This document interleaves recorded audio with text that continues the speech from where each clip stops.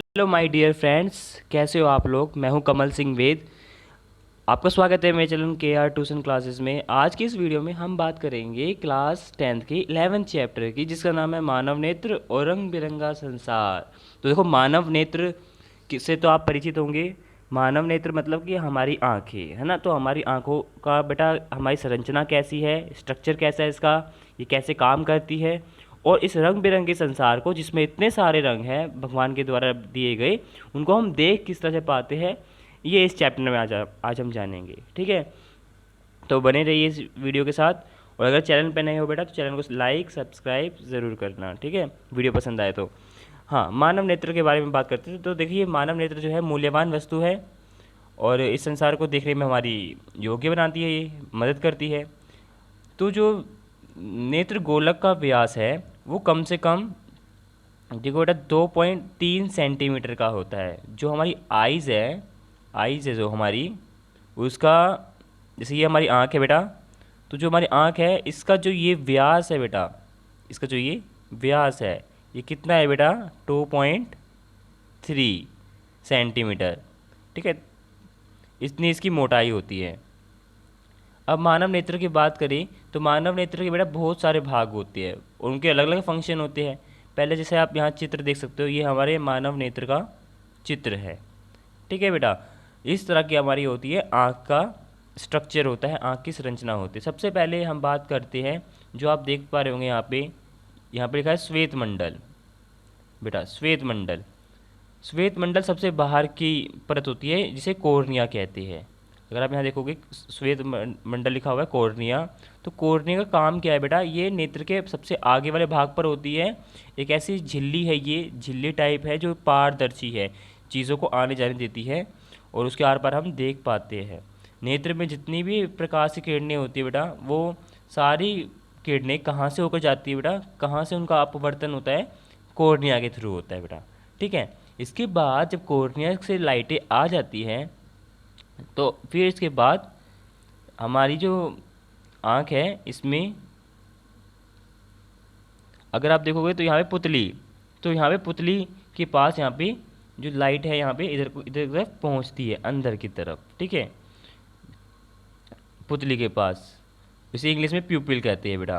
तो प्यूपिल का काम क्या है, पुतली आँख में प्रवेश करने वाली किरण की मात्रा को नियंत्रित करती है कि कितना प्रकाश हमें लेना है, कितना प्रकाश हमें नहीं लेना। जैसे कि मान लीजिए आप अंधेरे कमरे में बैठे हो और आप अचानक से धूप में जा रहे हो। ठीक है, 12-1 बजे के टाइम है और आप धूप में जा रहे हो, एकदम से मतलब ऊपर देख रहे हो आसमान की तरफ, तो होगा क्या, आपकी आंखें अपने आप ही ऑटोमेटिकली बंद हो जाएंगी, बहुत ही कम खुलेंगी बेटा। तो वो आप तो नहीं कर रहे हो ना, वो अपने आप ही हो जाएगा। तो जो ये हमारी आंखें बंद होती है, ये कौन करता है, पुतली करती है बेटा, ताकि जो सन रेज है, जो सूरज की किरणें है बेटा, वो बहुत ही कम जाए। अगर ज़्यादा जाएगी तो आंखें ख़राब हो जाएगी, होगी या नहीं होगी बेटा।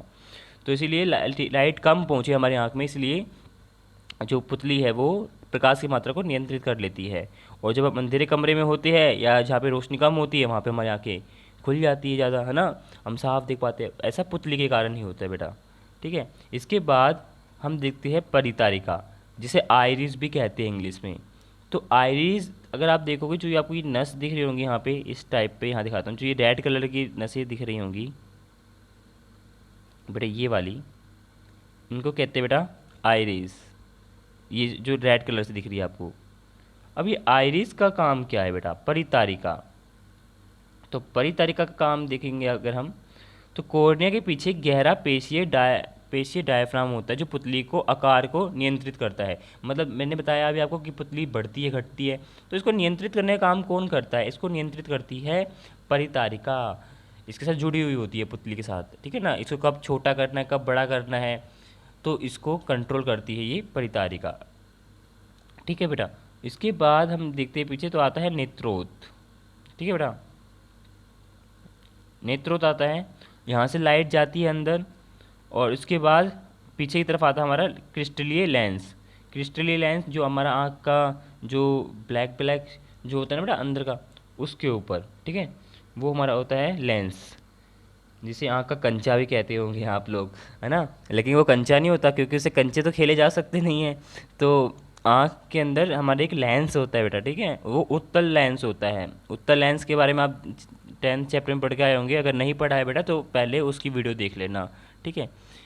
ये प्रकाश को क्या करता है बेटा, रेटिना पर अभिसारित करता है। मतलब लाइट आ रही है पुतली के थ्रू, और पुतली के थ्रू लाइट आ रही है तो कहाँ पे पड़ रही है बच्चों, देखो लाइट आ रही है बेटा पुतली की तरफ से, ऐसे एंटर कर रही है, लाइट ऐसे आ रही है बेटा, ठीक है, और पुतली की तरफ आ रही है। अभी छोटी बड़ी होती है पुतली, प्रकाश की जो मात्रा है उसके अनुसार, है ना, छोटी बड़ी हो जाती है। इसके बाद हमारी जो ये आपतन किरण है, जो इंडिसेंट रे है, ये आ रही है और बेटा कहाँ पड़ रही है, क्रिस्टलीन लेंस पर। इसके बाद यहाँ पे टकरा जाती है। ये टकराने के बाद बेटा जो दृष्टि पटल है हमारा, इसको रेटिना कहते हैं।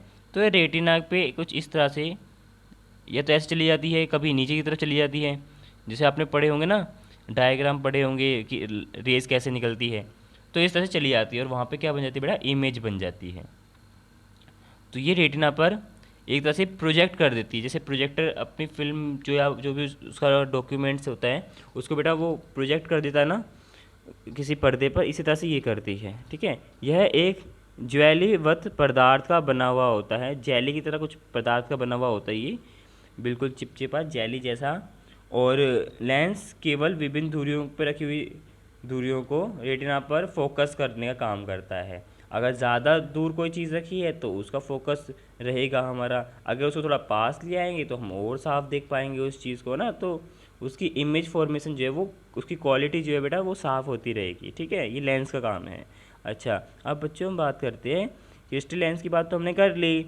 अब पक्षमापी पेशियाँ का काम क्या होता है बेटा, पक्षमापी पेशियाँ इस लेंस का आकार जो है वो फिक्स करती है। मतलब जो फोकस दूरी है वो कितनी रहेगी, फोकस हमारा कितना शार्प रहेगा, कितना साफ रहेगा, वो कौन तय करता है, पक्षमापी पेशियाँ। अगर पक्षमापी पेशियाँ किसी की ख़राब है तो बेटा वो साफ नहीं देख पाएंगे। मतलब दूर कोई चीज़ रखी है और अगर उसको पास में ले आएंगे तो उनको साफ नहीं दिखाई देगा, उनको धुंधला दिखाई देगा।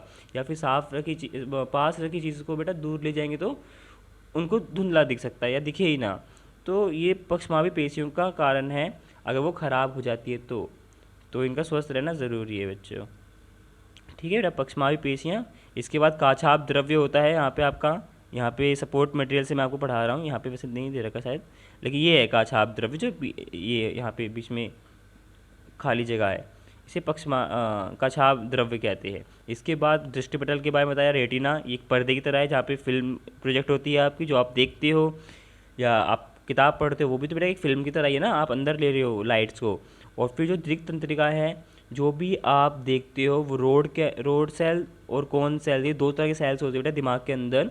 वो सेल्स क्या करती है बेटा, उन सेल्स के थ्रू हम, है ना, वो चीज़ क्या है, उसका कलर क्या है ना, उसको आइडेंटिफाई कर पाते हैं। दृक् तंत्रिका के थ्रू हमारे माइंड तक वो चीज़ पहुंच जाती है, ठीक है बेटा। अच्छा, दूर बिंदु की बात करते हैं तो वह अधिकतम दूर बिंदु होता है जो मानव नेत्र किसी भी पास की वस्तु को सुस्पष्ट मतलब देख पाता है। पास की नहीं कहेंगे हम, इसे दूर की कहेंगे बेटा, ठीक है। दूर बिंदु, जहाँ तक मानव नेत्र दूर तक साफ देख सकता है। तो जो मानव नेत्र है, जिसका मतलब सामान्य मानव नेत्र है, जिसको कोई बीमारी नहीं है, कोई डिफेक्ट नहीं है, तो उसका जो दूरी बिंदु है बेटा वो अनंत पे होता है, इन्फिनिटी पे होता है, ठीक है, फार पॉइंट। और अगर निकट बिंदु की बात करें, नियर पॉइंट, तो वह न्यूनतम दूरी है जिस पर हम कोई भी रखी हुई साफ किसी चीज़ को पढ़ पाते हैं। जैसे न्यूज़पेपर पढ़ रहे हैं, बुक पढ़ रहे हैं, कोई भी मैगजीन पढ़ रहे हैं, तो वो कितनी सेंटीमीटर पे हो कि हमें बिल्कुल साफ दिखाई दे। अगर बिल्कुल आँख के पास ले आओगे बेटा, अगर आप इस वीडियो को भी देख रहे हो तो इस वीडियो को भी बिल्कुल आँख के पास ला के देखोगे, बिल्कुल चिपका करके, एक दो सेंटीमीटर दूर, 5 सेंटीमीटर दूर, आपको दिखाई नहीं देंगे वर्ड्स। तो कम से कम 25 सेंटीमीटर की दूरी होती है बेटा किसी भी स्वस्थ वयस्क के लिए, ठीक है ना। निकटतम 25 सेंटीमीटर की दूरी पर हमारा निकट बिंदु होता है। अगर 25 या 24 तक भी है तो भी ठीक है, ठीक है। अगर इससे कम है तो फिर इसका मतलब वहाँ पे डिफेक्ट है। तो इसे सुस्पष्ट दृष्टि की न्यूनतम दूरी भी कहते हैं, क्योंकि हम 25 सेंटीमीटर तक ही जो है सबसे साफ देखना शुरू कर पाते हैं। 25 के बाद 26, 27, 28 ऐसे करके हम थोड़ा साफ देख पाते हैं, ठीक है बच्चों। अच्छा, समंजन क्षमता क्या है, ये भी इंपॉर्टेंट है, 2 नंबर में आ सकता है बेटा, और क्वेश्चन घुमा घुमा के पूछते हैं। देखो, अभिनेत्र लेंस की वह क्षमता होती है, ये कैपेसिटी है, ये पावर है इसकी, जिसमें वह अपनी फोकस दूरी को समायोजित कर लेता है, समंजन कहलाती है। लेंस की वक्रता पक्षमापी पेशियों द्वारा नियंत्रित की जाती है। जैसा मैंने अभी आपको बताया बेटा कि अभिनेत्र लेंस जो हमारा क्रिस्टलीय लेंस है, जो हमारी आँख में जो लेंस लगा हुआ है बच्चों, उसकी क्षमता क्या है कि वो फोकस दूरी को अपने अकॉर्डिंग, जो वस्तु रखी है उसके अकॉर्डिंग भी एडजस्ट कर लेता है। मतलब मान लीजिए कोई दूर चीज़ रखी है, पानी की बोतल रखी है, मान लो बहुत दूर रखी है आपसे, ठीक है, 20 मीटर दूर है, तो आप उसको देख लोगे, पहचान भी लोगे कि वो पानी की बोतल है। अगर उसको 10 मीटर के पास ले आए तभी भी आप पहचान लोगे, और अब तो आप उसे और भी क्लियर देख पाओगे। अगर 5 मीटर अगर आप पास में ले आए तो फिर तो आपको बहुत क्लियर दिखेगी। हो सकता है आपको कुछ ब्रांड अगर उस पर लिखा हुआ हो स्टिकर, तो आपको वो भी दिखे, है ना। तो बेटा हो क्या रहा है कि हमारा जो कैमरे की तरह जैसे फोकस लेता है, हमें क्लियर फोटो आती है, इस तरह से ना हमारी क्लियर फोटो इमेज बनती है दिमाग में, ठीक है। तो लेंस की जो वक्रता है, जो गोलाई है, उसको नियंत्रित करने का काम करती है पक्षमावी पेशियाँ, ठीक है बेटा। अब पक्षमावी पेशियाँ अगर शिथिल होती है, मतलब अगर पतली हो जाती हैं, तो लेंस भी पतला हो जाता है और फोकस दूरी बढ़ जाती है। अगर लेंस पतला होगा बेटा तो फोकस दूरी बढ़ेगी, क्योंकि ज़्यादा लाइट्स उस पर आ पाएगी ना। अगर अगर लेंस फैल जाएगा तो पतला हो जाएगा, तो है ना। और पक्षमावी पेशियाँ अगर सिकुड़ जाती है, टाइट हो जाती है बच्चों, तो लेंस मोटा हो जाता है और फोकस दूरी कम हो जाती है, क्योंकि अगर मोटी होगा तो ऊपर से जो है उसकी वक्रता कम हो जाएगी, है ना, और लाइट्स कम पड़ेगी बेटा उस पर, और लाइट्स कम पड़ेगी उसके ऊपर तो फोकस दूरी कम हो जाएगी। चलो बेटा, मैं उम्मीद करता हूँ समझ में आया होगा। अगर नहीं आया तो बेटा दोबारा से देख सकते हो बेटा, ठीक है। और नोट्स बनाते रहो अपने साथ साथ। दृष्टि दोष और उनका संशोधन, देखो बेटा दृष्टि दोष है क्या, ठीक है, और उनका संशोधन मतलब कि इनको ठीक कैसे किया जाए ये हम जानेंगे। मोतियाबिंद के बारे में जानते हैं कि अधिक उम्र में आपने देखा होगा कुछ लोगों का जो ये क्रिस्टलीय लेंस है, जो नेत्र आपने देखा होगा कंचा, ये क्या होता है बेटा, दूधिये रंग का होता है या फिर धुंधला धुंधला हो जाता है, ब्राउनिश सिल्वर कलर का हो जाता है बिल्कुल, या वाइट वाइटिश हो जाता है, ठीक है। तो इसी की स्थिति को मोतियाबिंद कहते हैं बेटा। तो या तो वो व्यक्ति पूरा साफ नहीं देख पाते हैं, या फिर उनकी जो दृष्टि है वो पूरी चली जाती है बेटा। तो ये एक बीमारी है, ठीक है, ये एक नंबर में पूछ सकते हैं मोतियाबिंद में, या कैटरेक्ट कहते हैं इसको इंग्लिश में। ये क्या है, तो आजकल तो इसका इलाज है, ऑपरेशन वगैरह होता है बेटा इसका। अच्छा बेटा, अब हम दोषों की बात करते हैं, तो निकट दृष्टि दोष, निकट से आप समझो, निकट मतलब पास में, हम कहते हैं ना पास में, दृष्टि दोष मतलब पास का दृष्टि दोष, क्या मतलब से इसे समझेंगे, ठीक है। देखिए इस दोष में क्या होता है कि जो व्यक्ति है वो पास की वस्तुओं को देख पाता है बेटा, और दूर की वस्तु को नहीं देख पाता। देखो पास का दिखाई दे रहा है, आपके हाथ में ये फ़ोन है, आप 25 सेंटीमीटर की दूरी पे भी करोगे तो आपको दिखाई दे रहा है, ठीक है, तो आप तो देख पा रहे हो। लेकिन अगर दूर का आपको दिखाई नहीं दे रहा है तो इसका मतलब क्या है, आपको निकट दृष्टि दोष है, मतलब पास वाली नज़र कमज़ोर है। देखो बेटा ध्यान देना, यहाँ पे थोड़े टर्म्स उल्टी होती है यहाँ पे, ठीक है। निकट दृष्टि दोष मतलब पास की दृष्टि कमज़ोर होना, वो कब होगी, जब आपको पास का दिखाई देगा, पास में रखी हुई चीज़ दिखाई देगी, लेकिन जब दूर जो चीज़ है, मान लो कोई दूर बैनर लगा हुआ है किसी भी एडवर्टीजमेंट का, या कुछ भी पोस्टर है, या आप कोई पेड़ है या कोई घर है, उस पर कोई टंकी वगैरह है, और हम ऐसे कहते हैं ना कि बेटा देखो वो घर देखो, उस घर पे ये है वो है, हम नहीं देख पाते हैं कोई कोई बच्चे। तो वो क्यों नहीं देख पाते हैं, क्योंकि उनको निकट दृष्टि दोष होता है, दूर का दिखाई नहीं देता है उनको, और पास का दिखाई देता है, ठीक है। अब इसमें होता क्या है, इसमें इस कारण क्या है इसका बेटा, क्योंकि जो दोष युक्त व्यक्ति है जिसकी आंखों में प्रॉब्लम हुई है, उसका दूर बिंदु कितना होता है बेटा, अनंत पे होता है। तो अनंत से ना हो करके वो थोड़ा नेत्र के पास आ जाता है, मतलब बड़ा वो खिसक जाता है आगे की तरफ, ठीक है, नेत्र बिंदु से अनंत बिंदु से पास में आ जाता है। इसका कारण और क्या क्या हो सकते हैं, अभिनेत्र लेंस की वक्रता का अधिक हो जाना, अगर मान लो वक्रता अधिक हो जाएगी अभिनेत्र लेंस की, अगर ज़्यादा मोटा हो जाएगा तो फोकस दूरी कम हो जाएगी बेटा, और फोकस दूरी कम हो जाएगी तो हम दूर की चीज़ को साफ नहीं देख पाएंगे। नेत्र गोलक का लंबा हो जाना, अगर नेत्र गोलक लंबा हो जाएगा तो भी हम साफ नहीं देख पाएंगे, ठीक है बेटा। ये दो इसके कारण थे। अब निवारण की बात करते हैं। देखो बेटा पहला तो ये है निकट दृष्टि दोष युक्त व्यक्ति का दूरबिंदु यहाँ पे ओ से दिखाया गया है, उसकी लाइनें ऐसे पड़ रही है और रेटिना पे ऐसे पड़ती है, तो सामान्य की तरह है बेटा, ठीक है, सामान्य जो होता है। अब इसमें प्रॉब्लम क्या हुई कि देखो जो बेटा जो ये हमारा ओ बिंदु है, ओ डैश बिंदु है, ओ डैश से क्या हो गया बेटा, ये ओ पे आ गया है, ठीक है, ओ डैश से कहाँ आ गया बेटा, ओ पे आ गया है, और ओ पे आ गया है तो इसका मतलब जो लाइनें आ रही है वो रेटिना पे ना बन के थोड़ा पास में ही बन रही है बेटा। जो बीच में जो एक फ्लूइड होता है जिसे काचाभ द्रव्य कहते हैं, मैंने अभी आपको बताया था काचाभ द्रव्य कहते हैं बेटा, तो वहाँ बन रहा है। अब देखो बेटा, अब वहाँ पे कोई पर्दा ही नहीं है जो प्रोजेक्ट कर सके, जो उसको सेंस कर सके लाइट को, तो क्या इमेज बनेगी, क्या क्या दिखाई देगा बेटा, नहीं दिखाई देगा। आप प्रोजेक्टर चला रहे हो, ठीक है बेटा, सामने कोई दीवार ही नहीं है, मान लो आपने प्लेग्राउंड में प्रोजेक्टर चला दिया, ठीक है, और वहाँ पे कोई भी मतलब बहुत दूर दूर तक कोई भी दीवार नहीं है, बिल्कुल उसे बीचों बिल्कुल मिड में आपने चलाया है, क्या आपको इमेज दिखाई देगी बेटा कि कहाँ पे प्रोजेक्ट हो रहा है बेटा, क्या बात हुई है, नहीं होगा ना। तो क्यों नहीं हुआ, क्योंकि वहाँ पे कोई एक मीडियम नहीं है जिसके ऊपर वो प्रोजेक्ट हो सके, ठीक है। तो इसलिए इसमें जो इसका अनंत बिंदु है वो थोड़ा पास आ गया नेत्र के, है ना।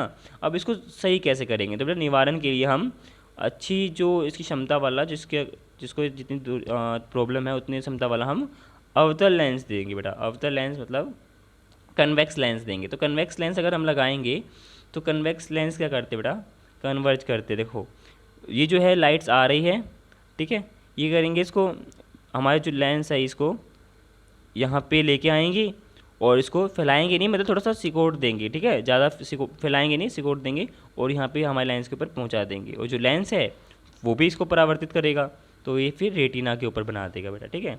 तो ये इसका संशोधन हो गया। जो चश्मा लगाते हैं, जिन लोगों को दूर का दिखाई नहीं देता, निकट दृष्टि दोष है, उनको अवतल लेंस का चश्मा लगाते हैं बेटा, ठीक है। हाँ, ये मैं उम्मीद करता हूँ समझ गए होंगे आप। अगर नहीं समझे तो बेटा वीडियो को देख सकते हो दोबारा से। दीर्घ दृष्टि दोष के बारे में बात करते हैं। दीर्घ मतलब दूर का, दृष्टि दोष मतलब दूरी देखने में प्रॉब्लम है उसको ना, दूर की नज़र कमजोर जिसे कहेंगे। अगर पास वाले में पास का दिखता है और दूर का दिखाई नहीं देता, है ना, तो फिर दूर के दृष्टि दोष में क्या होगा, इसका मतलब क्या बेटा, देखो समझो दोनों कनेक्टेड है। दूर वाले दृष्टि दोष में कोई भी व्यक्ति है वो दूर की चीज़ों को साफ देख पाएगा, लेकिन जो पास में रखी हुई चीज़ है उसको साफ नहीं देख पाएगा। उस ऐसा क्यों होगा, क्योंकि जो उसका निकट बिंदु है जो 25 सेंटीमीटर होना चाहिए उससे पीछे खिसक जाता है। 25 सेंटीमीटर से दूर होकर के जो 25 सेंटीमीटर में साफ दिखनी चाहिए उसको क्या होता है, पास का दिखाई देता नहीं है। दूर दृष्टि दोष में, दूर की नज़र कमज़ोर में उसको पास का दिखाई नहीं देता बेटा। तो उसका जो दूरी निकट दूरी है बेटा, निकट बिंदु है, वो 25 सेंटीमीटर ना होकर के 32-38 हो चुका होता है। जैसे कि आपने देखा होगा कुछ बूढ़े लोग होते हैं तो वो, या कोई आपने देखा होगा कोई पर्सन ऐसी जो अखबार को बिल्कुल दूर रख के पढ़ते हैं, बिल्कुल हाथ को सीधा करके बिल्कुल दूर करके पढ़ते हैं और अपनी गर्दन को भी पीछे कर लेते हैं ताकि वो दूरी मेंटेन रहे, ठीक है। वो इसलिए होता है क्योंकि उनकी जो नियर बिंदु है, निकट बिंदु है, नियर पॉइंट, वो दूर हो चुका होता है। अब और क्या इसकी प्रॉब्लम्स होती है होने की, अभिनेत्र लेंस की फोकस दूरी अगर ज़्यादा हो जाए तो, ठीक है बेटा, ज़्यादा हो जाएगी तो हमारा जो पास की जो चीज़ें हैं वो हम नहीं देख पाएंगे, फोकस हमें दूर रख के करना पड़ेगा, है ना, दूर रखनी पड़ेगी चीज़ों को।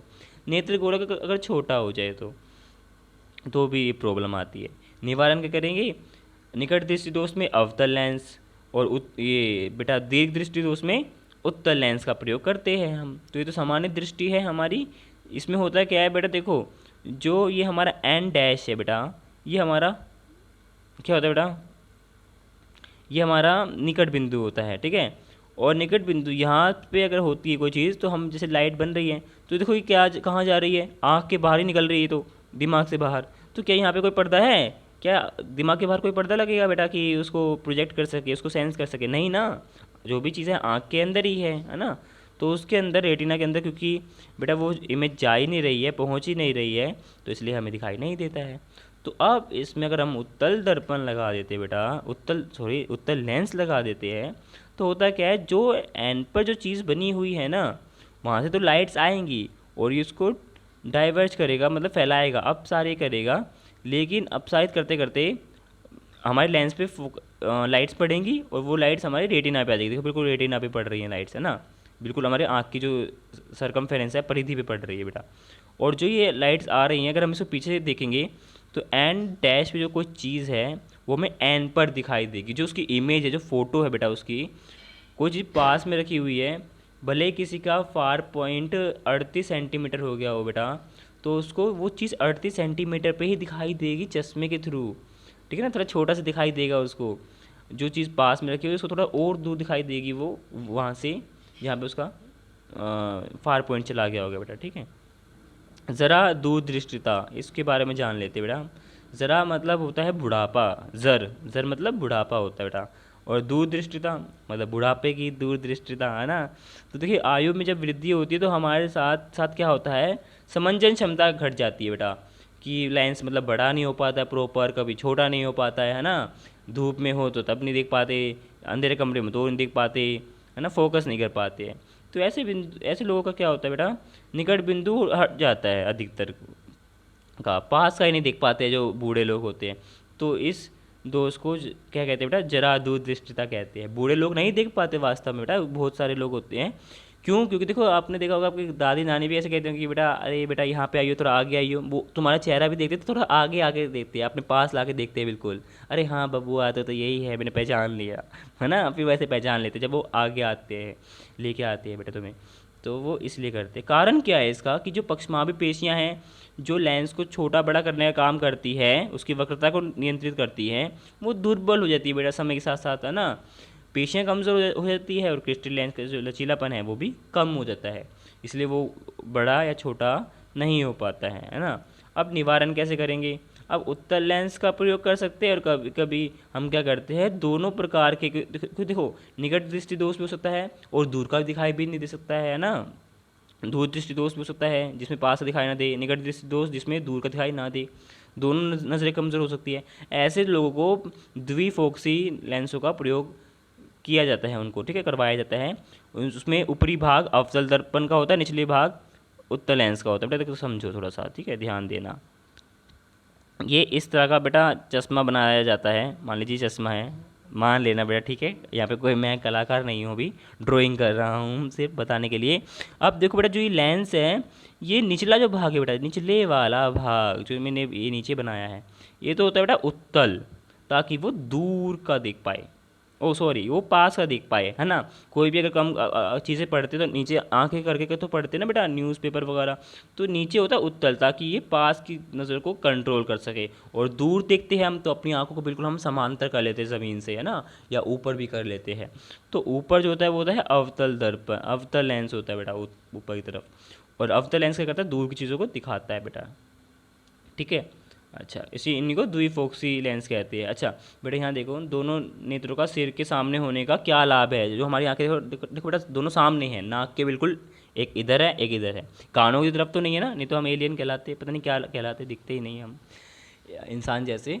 हमारी आंखें बिल्कुल सामने है बेटा, उल्लू की तरह, है ना, टक टक लगा के देखते हैं हम। तो बेटा इसका फ़ायदा क्या है वो जानेंगे, कि इससे हमें 3D जो हम देख पाते चीज़ों को, उसका लाभ मिलता है। अगर आप मोबाइल देखते हो, आप अपने आसपास, जैसे मुझे चेयर दिखाई दे रही है, अभी मैं सुबह 4 बजे वीडियो बना रहा हूँ यहाँ पे उठ करके, तो यहाँ पे मुझे चेयर दिखाई दे रही है, जो घड़ी है जिसमें मैंने टाइम देखा अभी, वो भी मुझे दिखाई दे रही है, उसकी लंबाई चौड़ाई ऊंचाई दिखाई दे रही है बेटा, 3 चीज़ें दिखाई दे रही है ना। तो 3 डायमेंशन है, 3D इफेक्ट दिखता है हमें, किसी चीज़ को 3D देख पाते हैं हम। हमारा दृष्टि क्षेत्र बढ़ जाता है, लगभग 180 होता है हमारा देखने का दोनों आंखों से। अगर हम एक आंख को बंद कर देते हैं तो हम लगभग 150 डिग्री एंगल तक की जो चीज़ें हैं उनको देख पाते हैं एक आंख से। और जब दोनों आंख होती है तो हमारा जो 30 डिग्री का जो कोण है वो और बढ़ जाता है, ठीक है बेटा। और हम धुंधली से धुंधली चीज़ों को भी देख पाते हैं दोनों आंखों से, ये हमें फ़ायदा है बेटा, 2 नंबर में आ सकता है, इंपॉर्टेंट है। अच्छा बेटा अब हम बात करते हैं प्रिज्म के बारे में। प्रिज्म होता है बेटा एक कांच होता है, ठीक है, कांच होता है, ट्रायंगुलर शेप होती है इसकी, ठीक है। तो ये प्रकाश का अपवर्तन करता है बेटा, क्या करता है बेटा, अपवर्तन करता है।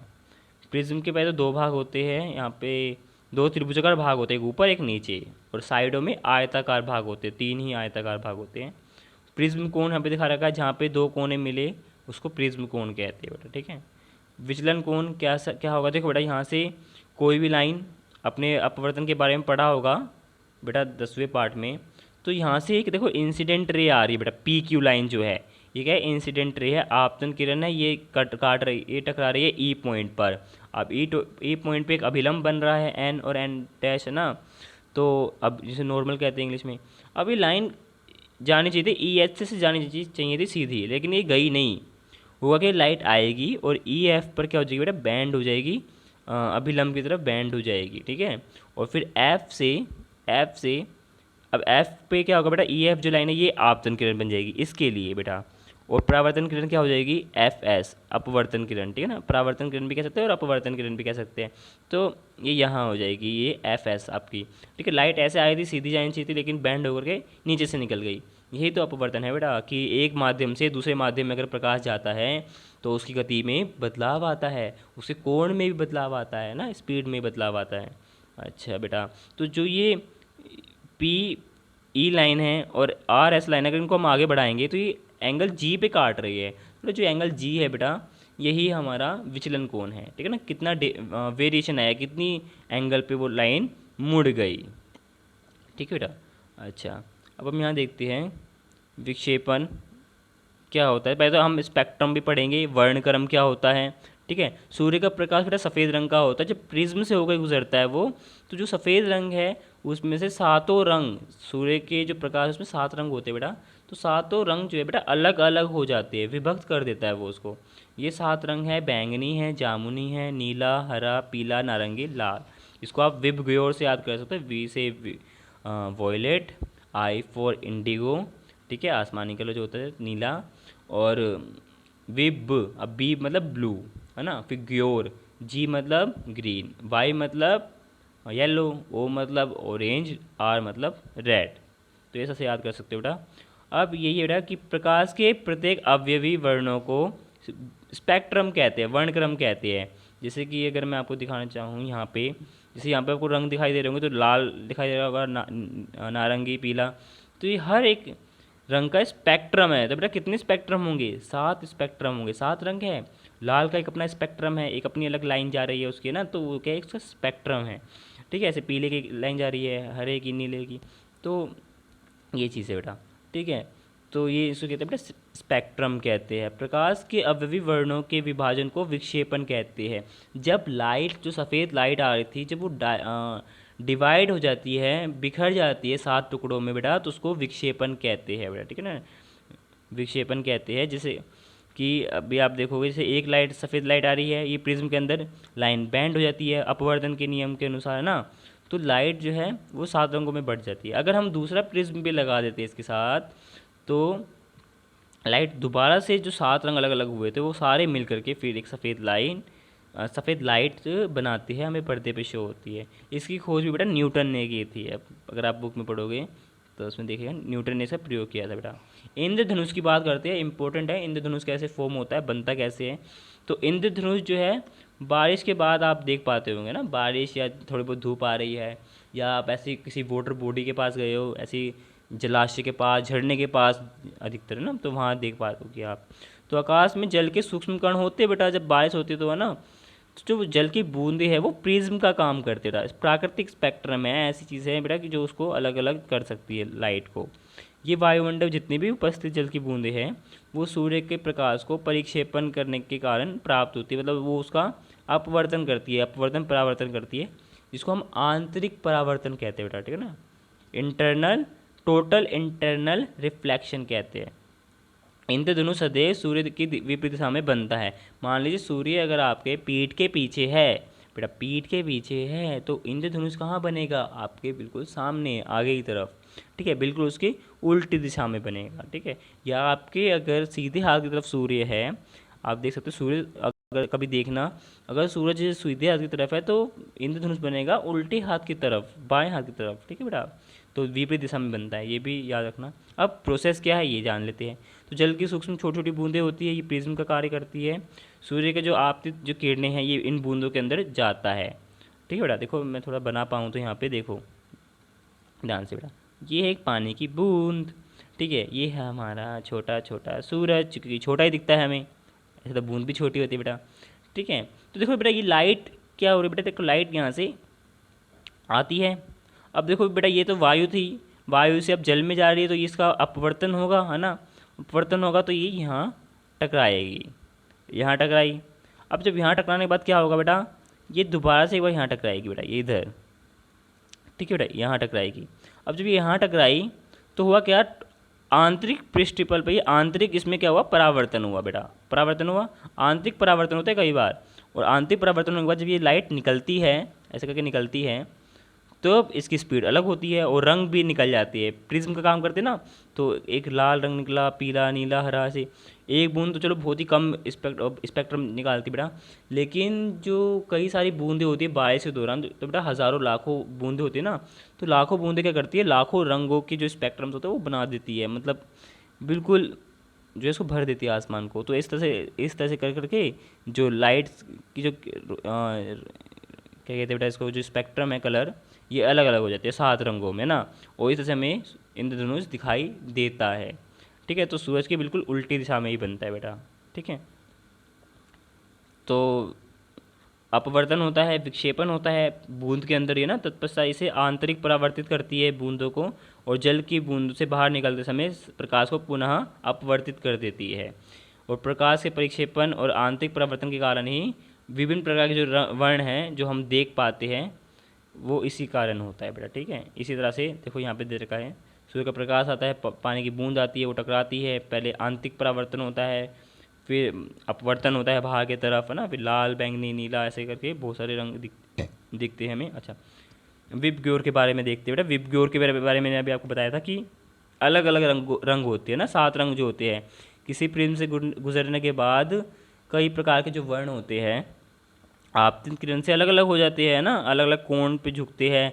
बैंगनी रंग जो है सबसे ज़्यादा झुकता है, उसके बाद नीला झुकता है, पीला झुकता है बेटा। ऐसे से जब हम ऊपर की तरफ जाते हैं ना, अगर देखो बेटा विबग्योर, अगर मैं आपको थोड़ा समझाने की कोशिश करूँ बेटा, यहाँ देखना, इधर बना देता बेटा, VIB विबग्योर, ठीक है ना, तो थोड़ा ऐसे बना दिए हैं, थोड़ा समझ लेना बेटा। जब हम ऊपर की तरफ जाते हैं इस तरह से, तो बेटा जो वेवलेंथ होती है, जो तरंग दैर्ध्य होती है, जो स्पीड होती है बेटा, वो बढ़ती रहती है, और जो झुकने का जो प्रोसेस है वो घटता रहता है। जैसे बैंगनी सबसे नीचे है, तो बैंगनी सबसे ज़्यादा झुकेगा, सबसे झुकता है वो। ठीक है, वो पुष्पा तो है नहीं कि झुकेगा नहीं, है ना, वो झुकता है। और आई जो है वो भी झुकती है, ठीक है, लेकिन कंपेयर करें अगर वी से तो वो कम झुकती है। ऐसी ब्लू जो है, ब्लू कलर, वो भी कम झुकता है, ग्रीन कलर भी कम झुकता है। ऐसे करते करते बेटा जो रेड है वो सबसे कम झुकता है बेटा, ठीक है ना, मतलब कम जो है वो झुकता है, सीधा निकलने की कोशिश करता है रेड कलर। इसीलिए जो आपके साइन वगैरह होते हैं, रेड लाइट वगैरह होती है, या फिर सिग्नल्स होते हैं, डेंजर, खतरा, देखा होगा आपने बिजली के खंभों पे, तो क्यों लिखा होता है, ताकि लाल रंग कहते हैं ना खतरे का निशान, तो खतरे का निशान दूर से दिखाई देता है बच्चों, है ना। तो यही है बेटा कि यहाँ पे देखा कि लाल रंग सबसे कम झुकता है, बैंगनी रंग सबसे ज़्यादा झुकता है। ठीक है, क्वेश्चन 1-2 नंबर में पूछ सकते हैं। विबग्योर से याद रखना, विबग्योर को उल्टा लिखना है बेटा, नीचे से, वी नीचे आर ऊपर, और फिर ध्यान रखना कि जो सबसे ऊपर है वो सबसे कम झुकेगा, क्योंकि वो तो राज कर रहे हैं, तो ऊपर है वो, और जो नीचे है वो झुक रहे हैं, ठीक है ना, क्योंकि वो क्या नहीं है, पुष्पा नहीं है ना। देखी होगी बेटा मूवी आपने। चलो यहाँ देखो, ध्यान करो, इस पे टॉपिक पे आओ। आइजैक न्यूटन ने इसको, मैंने बताया था आपको कि ये वाला जो प्रयोग है, लाइट की सफ़ेद किरणें होती हैं और फिर वो फैल जाती हैं 7 रंगों में, वो 7 रंगों से दोबारा सफ़ेद रंग में बदल जाती है, ये न्यूटन ने किया था बेटा। ठीक है, ये आप पढ़ से लेना, इंपॉर्टेंट है, बाकी मैंने आपको समझा ही दिया बेटा। ठीक है, ये पढ़ लेना एक बार आप। अग्रिम सूर्योदय और विलंबित सूर्योदय, मतलब कि अग्रिम सूर्योदय मतलब जो अग्रिम का मतलब होता है बेटा पहले, है ना, जल्दी, अर्ली, और विलंबित का मतलब होता है बेटा देर से, लेट। तो लेट पहले के सूर्योदय और लेट सूर्यास्त, ये क्या समझ में आता है इसके समझ में। ठीक है, ये हम समझेंगे बेटा। देखो क्वेश्चन ये क्या कहता है, क्या टॉपिक है ये, कि जो सूर्योदय है वो पहले, और वो तो पहले होता ही है ना, और बाद में होता है सूर्यास्त, है ना। देखो जब हम धरती पे होते बेटा, धरती पे होती है, तो यहाँ पे दे रखा है वायुमंडलीय अपवर्तन के कारण सूर्य जो है हमें सूर्योदय से 2 मिनट पहले दिखाई दे जाता है। ठीक है, और 2 मिनट बाद तक सूर्यास्त के हमें सूरज दिखाई देता रहता है। वो क्यों होता है, वायुमंडल अपवर्तन के कारण होता है बेटा। देखो इसे मैं यहाँ पे आपको बना के दिखाता हूँ, आपकी बुक में भी सेम बना हुआ है। ये हमारी अर्थ है, ये एक ऑब्जर्वर है बेटा। ठीक है, आप खड़े हो यहाँ पे, छत पे खड़े हो आप, इतनी बड़ी धरती पे इतने बड़े नहीं हो आप, बहुत छोटे से हो।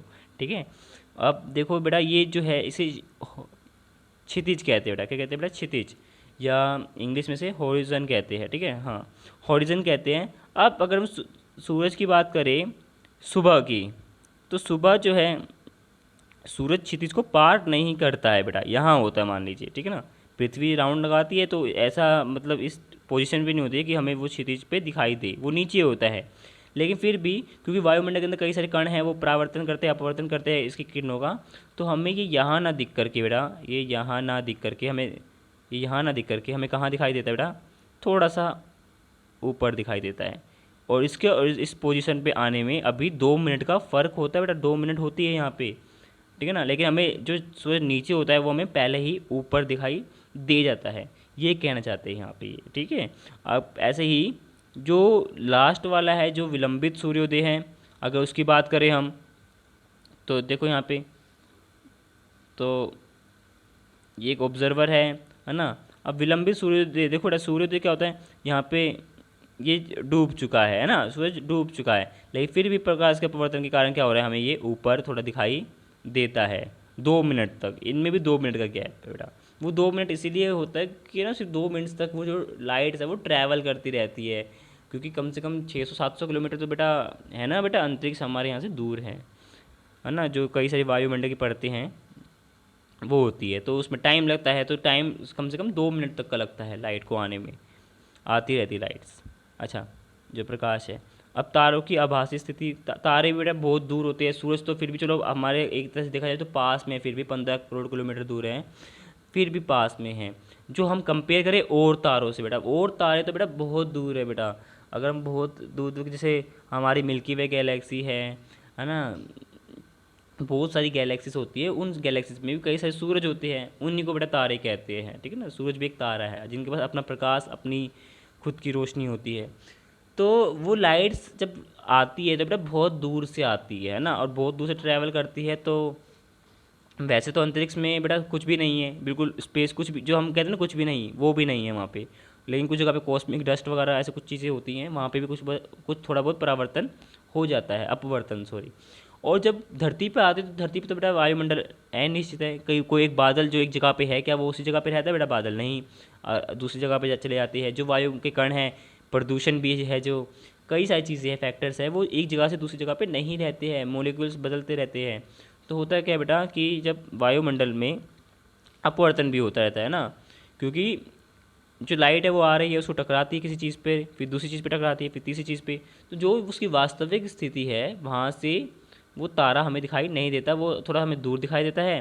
फिर लाइट में चेंज आता है, फिर वो हमें कहीं और दिखाई देता है, हल्का सा सिर्फ, हल्का सा डिफरेंस दिखाई देता है। इसलिए हमें तारे टिमटिमाते हुए, चमकते हुए दिखाई देते हैं बच्चों, ठीक है ना। ये यहाँ पे दिखा रखा है बेटा कि तारा जो है यहाँ पे है बेटा किरण का मार्ग, और आभासी स्थिति हमें ऊपर दिखाते हैं।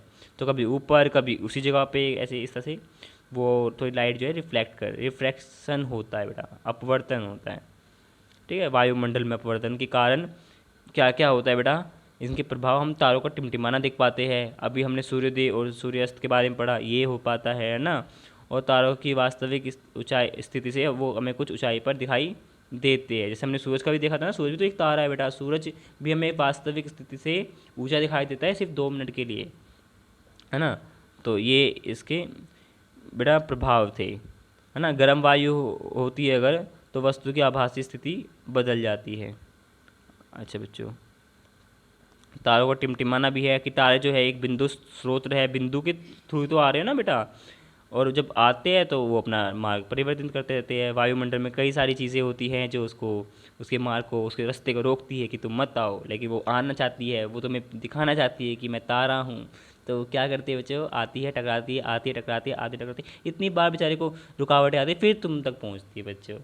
देखो कितनी अच्छी चीज़ है ना बेटा, साइंस भी अपने आप में, कि तारे टिमटिमाते हुए दिखाई देते हैं, रोक रही हैं फिर भी वो आ रही हैं, और तुम्हें वो एक तरह का मैजिक दिखता है। कभी तारा यहाँ है, कभी बंद हो गया, छिप गया, फिर तुम्हें यहाँ दिखता है, थोड़ा दूर है ना।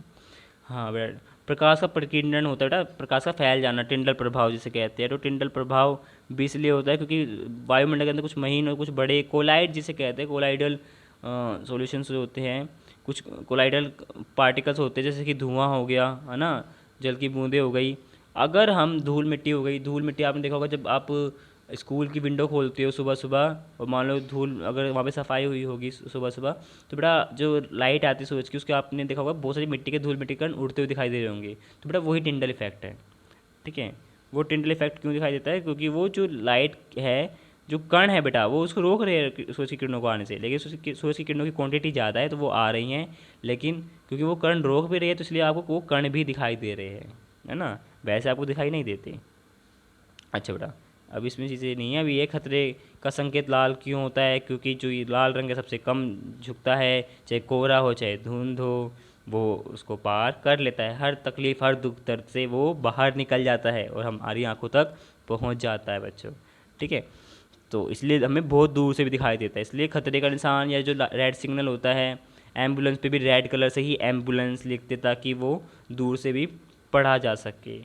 ठीक है ना बेटा, ये क्वेश्चन आता है पेपर में। स्वच्छ आकाश का रंग नीला क्यों होता है, क्योंकि वायुमंडल में कई सारे कण होते हैं, जैसे अधिकतर देखें तो 71% जो बेटा वो है हमारी 78% नाइट्रोजन है, 21% ऑक्सीजन है। तो ऑक्सीजन और नाइट्रोजन के जो मोलिकुल्स हैं वो इतने छोटे बेटा, देखो नाइट्रोजन की क्या होती है बेटा 7 होती है ना परमाणु संख्या, और ऑक्सीजन की 8 होती है, तो इनका साइज़ मतलब लगभग सेम ही है आसपास में ना। तो ये इनके पार्टिकल्स इतने होते हैं बेटा कि लाइट्स आती है सूरज की, सफ़ेद किरणें आती है, सफ़ेद रोशनी होती है बेटा सूरज की, जब वो आती हैं तब उसमें से सारी लाइट पास हो जाती है, और सिर्फ नीली लाइट को रोकने के लिए वहाँ पे पार्टिकल्स, नीली लाइट को रोकने के लिए वहाँ पे सिपाही बैठे हुए हैं ऊपर। ठीक है, वो कौन है, ऑक्सीजन है आपकी और नाइट्रोजन है।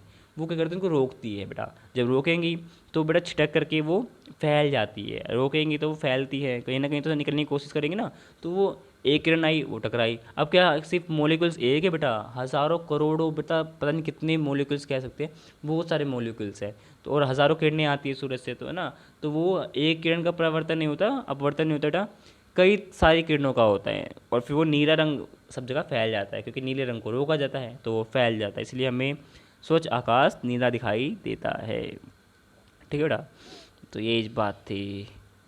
अच्छा, बादल सफ़ेद के ऊपर होते हैं, ग्रह क्यों नहीं टिमटिमाते, उनके पास अपना बेटा प्रकाश और वो नहीं होते हैं ना, और बाकी वो एक तो वो भी नहीं है बेटा, एक बिंदु स्रोत भी नहीं है, क्योंकि वो पास पास में है हमसे, है ना।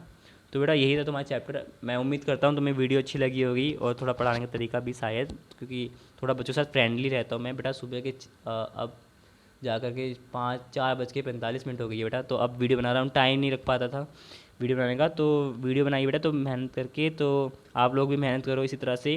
वीडियो अच्छी लगे तो बेटा लाइक करो, शेयर करो अपने दोस्तों के साथ, अपने स्कूल ग्रुप्स पे भी भेज सकते हो टीचर से रेकमेंड करके, और KR ट्यूशन क्लासेस चैनल को सब्सक्राइब करो, और कमेंट करके बताओ बेटा कि आपको किस टॉपिक पर और वीडियो चाहिए।